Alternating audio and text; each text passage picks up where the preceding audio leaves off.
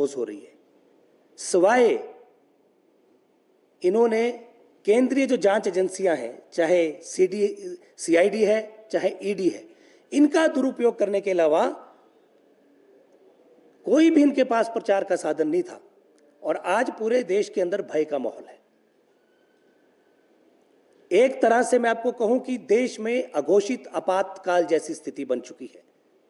विपक्ष के बड़े बड़े नेताओं को चुन चुन कर निशाना बनाया जा रहा है। आप देखिए कितने 2 प्रदेशों के मुख्यमंत्री को हिरासत में ले लिया गया।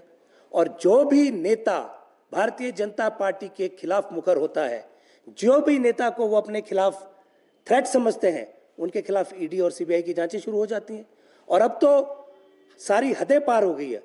निर्वाचित सरकारों को गिराया जा रहा है कि प्रयत्न हो रहा है और मुख्यमंत्रियों को जेलों में डाला जा रहा है। तो कहने का तात्पर्य यह है कि भारतीय जनता पार्टी के पास मुद्दा नहीं है, लेकिन इन चीजों से अपने आप में सजीवनी ढूंढना चाह रहे हैं।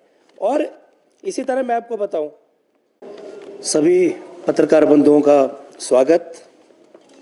जैसा कि आजकल चुनाव का माहौल है और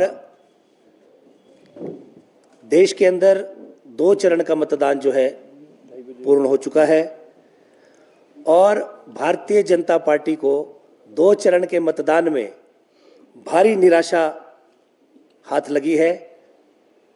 और जो एक भारतीय जनता पार्टी का एक सेल्फ डिक्लेयर्ड एक जो एजेंडा था, अब की बार 400 पार पूरी तरह फेल हो चुका है। और भारतीय जनता पार्टी के नेता भी इस बात को समझ चुके हैं। तभी आप अगर देखें तो आजकल भारतीय जनता पार्टी के राष्ट्रीय और प्रादेशिक नेता मुद्दा आधारित प्रचार नहीं करना चाहते। वो मुद्दों से हटकर प्रचार धर्म के नाम पर और जातियों के नाम पर ले जाना चाहते हैं।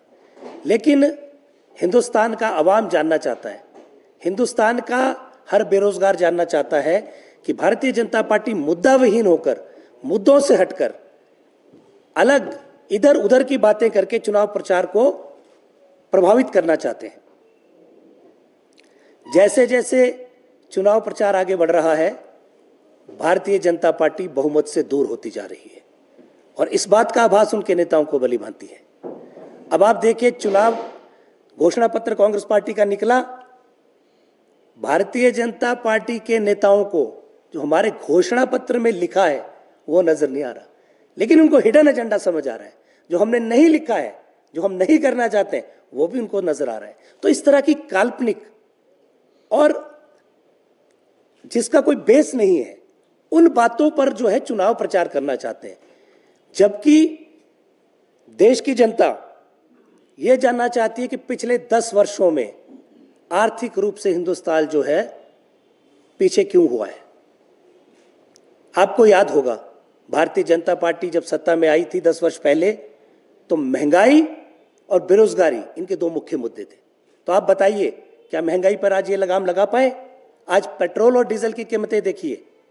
और देश के प्रधानमंत्री हमेशा कहा करते थे, जब ये प्रधानमंत्री नहीं थे, विपक्ष में थे, कि जब रुपया गिरता है तो हिंदुस्तान की इज्जत गिरती है।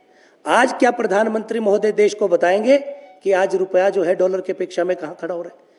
83 पॉइंट समथिंग आज तक के अपने निम्नतम स्तर पे रुपया आ चुका है। तो क्या भारतीय जनता पार्टी के लोग देश को बताएंगे कि ये कैसे हुआ है, इतना बड़ा डिबेकल कैसे हुआ? और पूरी तरह